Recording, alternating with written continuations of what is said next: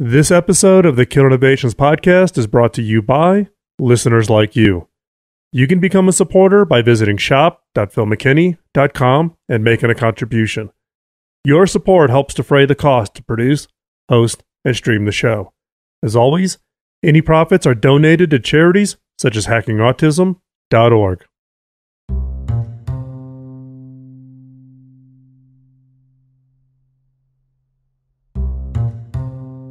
I'm Phil McKinney, and welcome to Season 11 of the Kill Innovations podcast, a show about ideas, creativity, and innovation.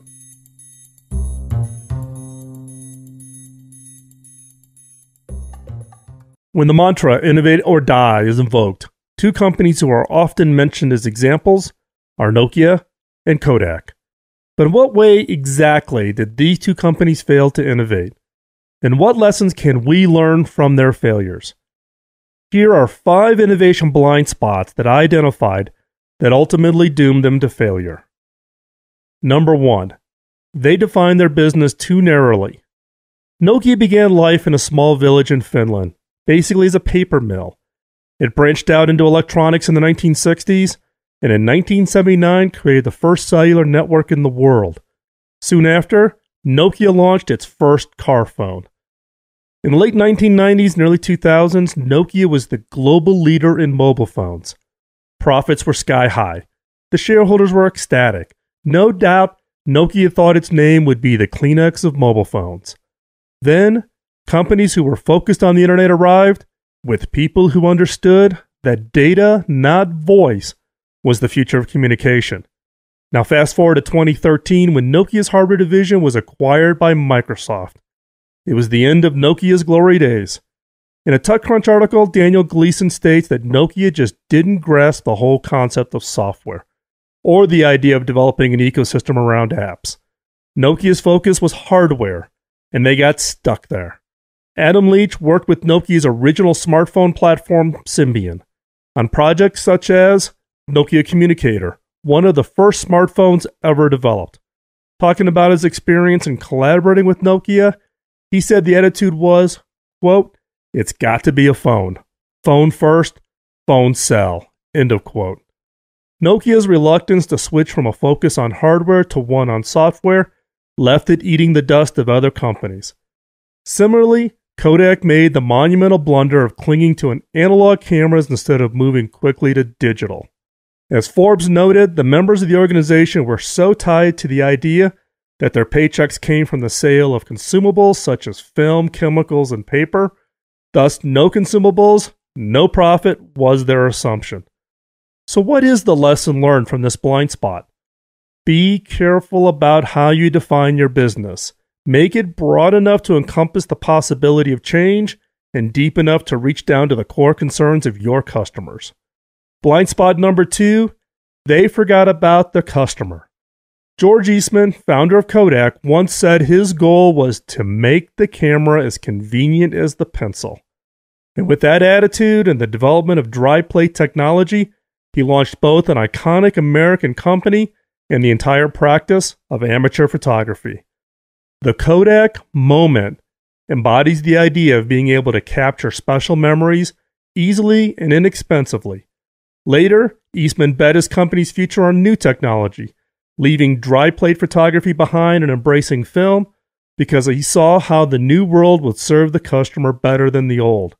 He similarly jumped on color film early, even though it was inferior to black and white for a long time during its original R&D work. Somehow, Eastman's wisdom did not survive. Later on, leadership at Kodak thought only about profits and hung on to the outdated technology.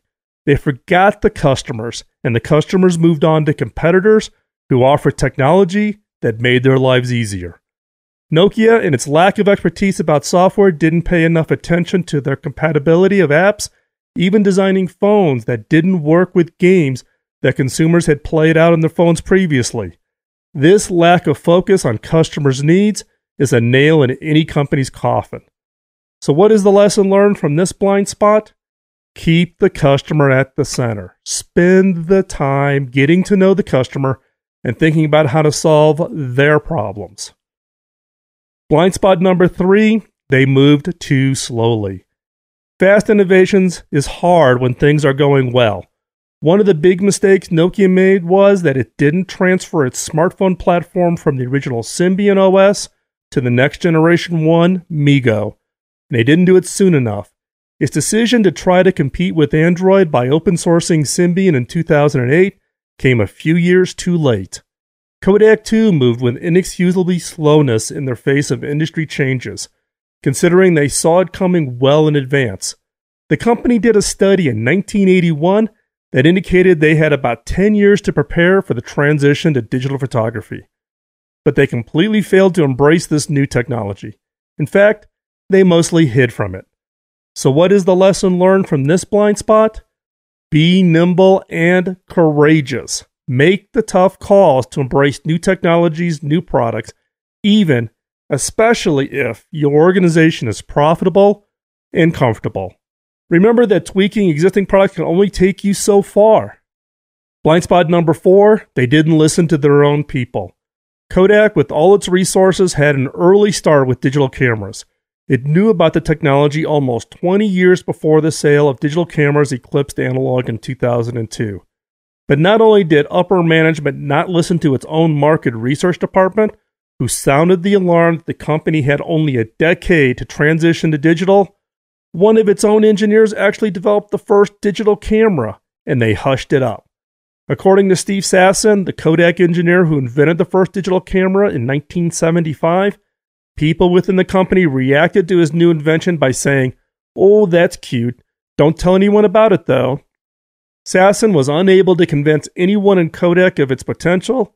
Soon, Sony and others put inexpensive digital cameras on the market, and Kodak's moment was lost.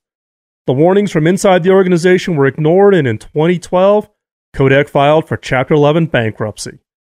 So what's the lesson learned from this blind spot? Make sure innovators from every level within your organization have a voice, and then listen to them. Now, blind spot number 5, they failed to foster a culture of innovation. In other words, they got complacent. Nokia's early history of innovation, a transition from being a paper mill to electronics to smartphones, could not survive the company's complacency and attachment to hardware. They became overly satisfied with their success and failed to plan effectively for future advances. Kodak's leaders also neglected to help employees see digital as an opportunity. They saw only that digital innovations would eradicate film and photo finishing services, and they looked no further. In 1989, CEO George Fisher told the New York Times that Kodak had, quote, regarded digital photography as the enemy, an evil juggernaut that would kill the chemical-based film and paper business that fueled Kodak sales and profits for decades, end quote. Innovation can be threatening. In some cases, you have to let go of one product or service while you are transitioning to a new one, like Tarzan letting go of one vine with the hope that he can reach the next one. Face it, it's scary. So what was the lesson learned in this blind spot? Make innovation a tangible component in your organization's culture and reward accordingly. Help your employees swing from one vine to the next. So what does this all mean with these 5 blind spots? Nobody says innovation is easy. We are fortunate that we can learn lessons from the blunders of companies like Nokia and Kodak and look for ways to see beyond our own innovation blind spots and help ourselves and our organizations be successful.